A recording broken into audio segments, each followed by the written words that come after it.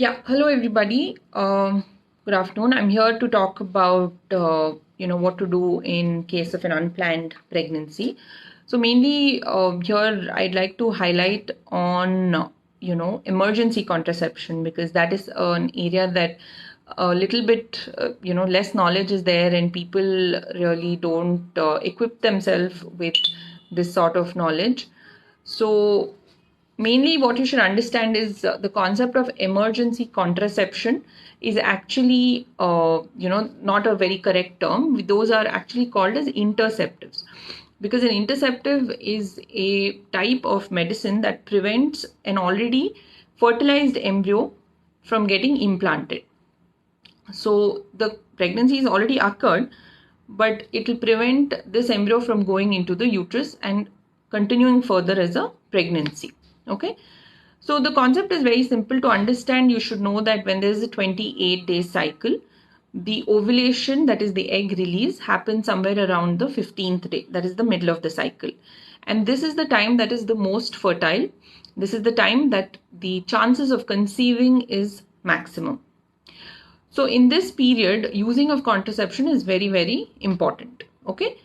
And in this period, if there is a failure of contraception for whatever reason, then it is important to use these emergency contraceptives. Once the egg is released from the ovary, it comes into the tube and waits there to get fertilized. The sperms which get deposited in the, sorry, one second.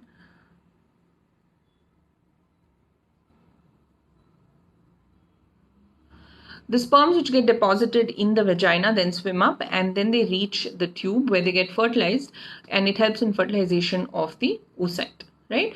So here what happens is this egg then gets fertilized and forms an embryo, and by the time it comes into the uterus, it is around 6 days.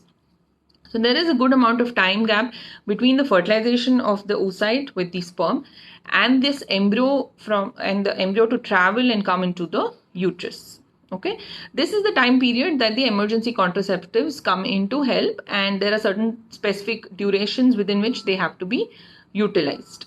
Okay, so if there is a failure of contraception because of an accidental breakage of the condom or a slippage of the condom, or you've forgotten to use a contraception, or if you have forgotten to take your contraceptive pill, you've missed it, then definitely going in for an emergency contraception would be important.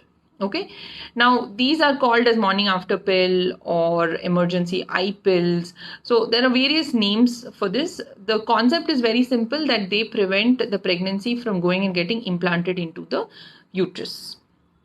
Okay, now why do we need this? The problem is that there are a lot of unwanted pregnancies that happen in our country, and unfortunately the process of termination is not very safely done, and that leads to a lot of mortality in the patient. So almost one woman dies of unsafe abortion every 3 to 4 hours. Okay, so 20 million abortions happen almost every year all across the world, and so that comes up to almost 1 in 10 pregnancies. So if proper knowledge is given of how to prevent an accidental pregnancy from happening, then you can prevent this process of undergoing an unsafe termination. Okay, so again, coming to the options that we have, first and foremost, you should try to assess which part of your cycle you're in. So if you're in the fertile period, that is when the ovulation has definitely occurred, then it is very important to go through your options of emergency contraception. Okay, so the eye pill is nothing but a simple and safe method of preventing a pregnancy. It is to be taken within the 72 hours of having unprotected intercourse. Okay, the eye pill then gives us a time frame, in the sense that the 72 hours, if it is taken earlier within 24 hours, that is even better, but 72 hours is the upper limit, and it works by preventing the embryo from getting implanted.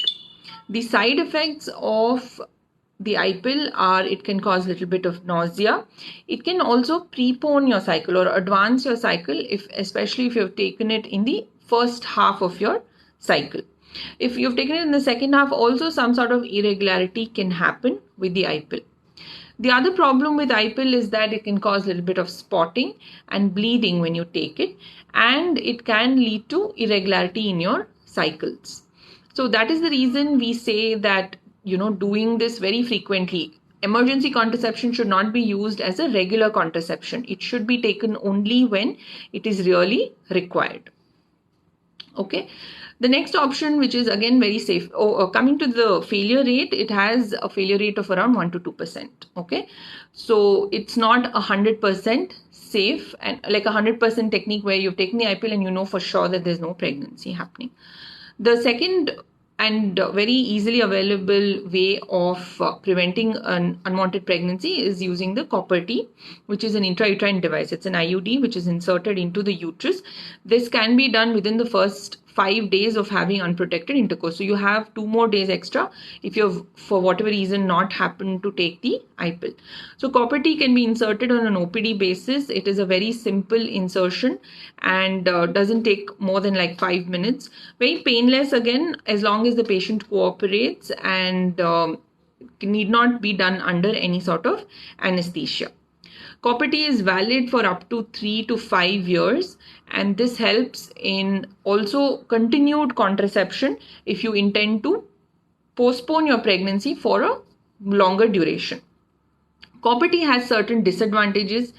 You know that there is something inside you, so you, first of all, that feeling of comfort will not be there if patient is very not comfortable with having any sort of intrauterine device. So the problem is infections can happen if not taken care properly and local hygiene is not maintained.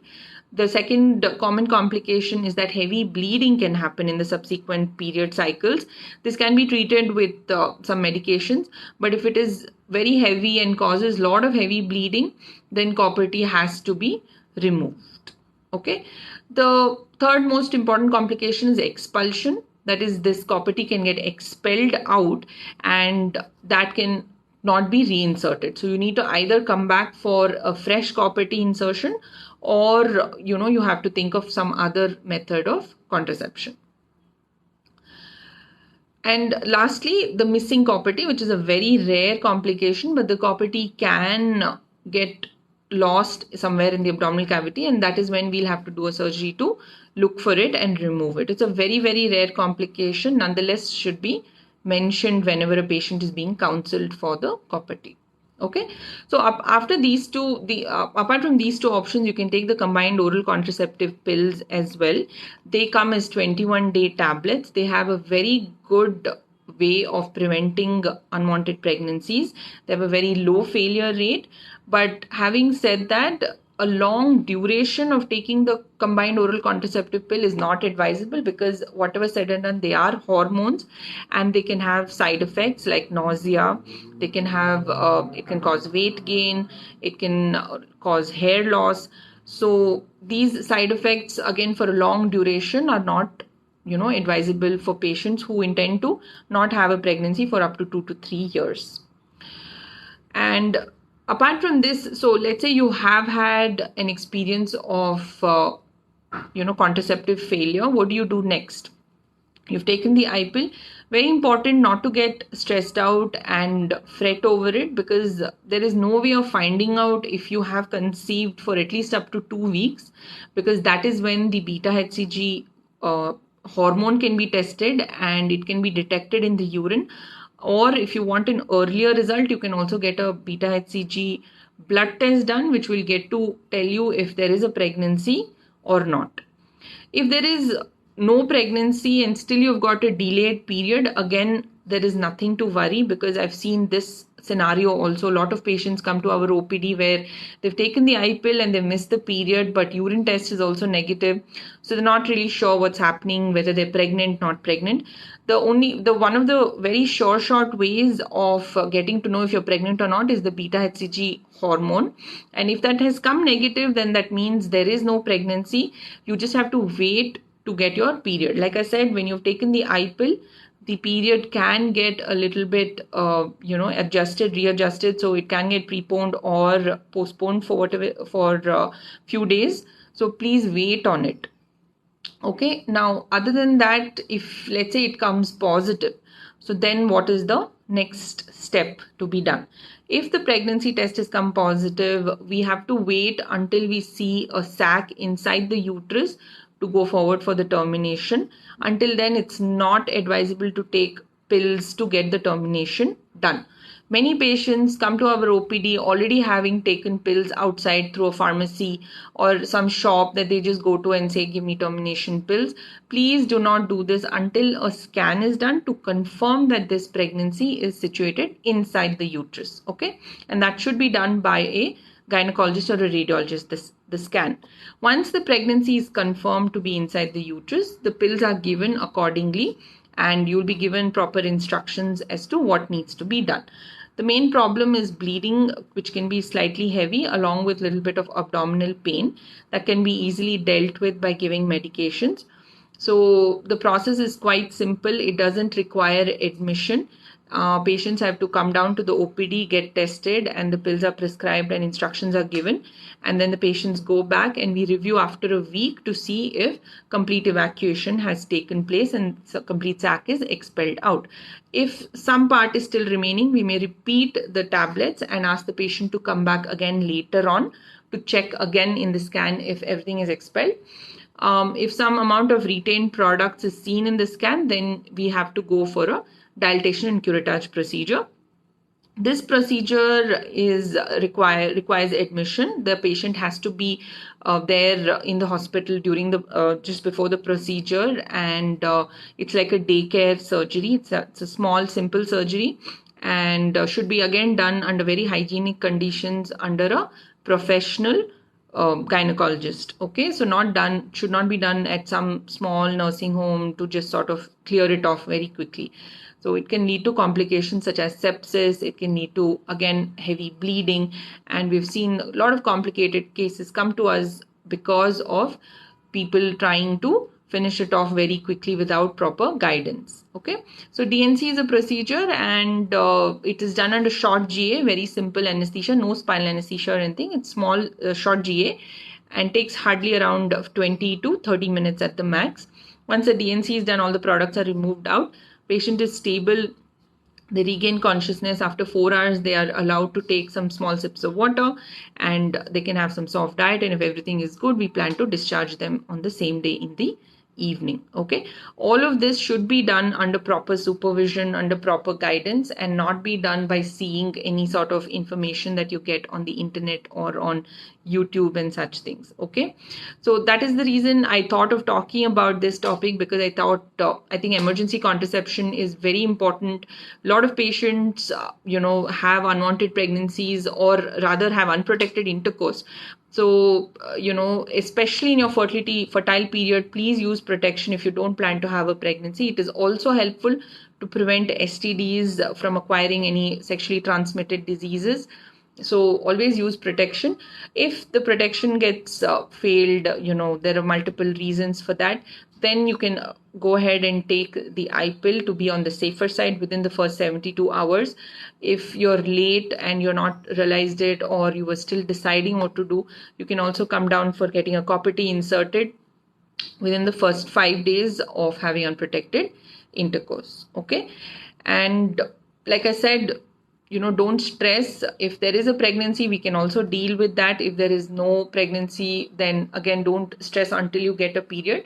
Avoid using emergency contraception very frequently, and keep taking the I pill unnecessarily. It should be used very judiciously and not be taken very frivolously. Okay, so this was just a very short talk from me to talk on emergency contraception. Please let me know any other topics you want me to cover and talk about. I'll be more than happy to help you guys out with any small informations that you want, and we can always have a discussion. Drop in your questions in the comments section below. I'll definitely try to get back to you on this. Okay, thank you for the comments. Okay, have a great day. Thank you.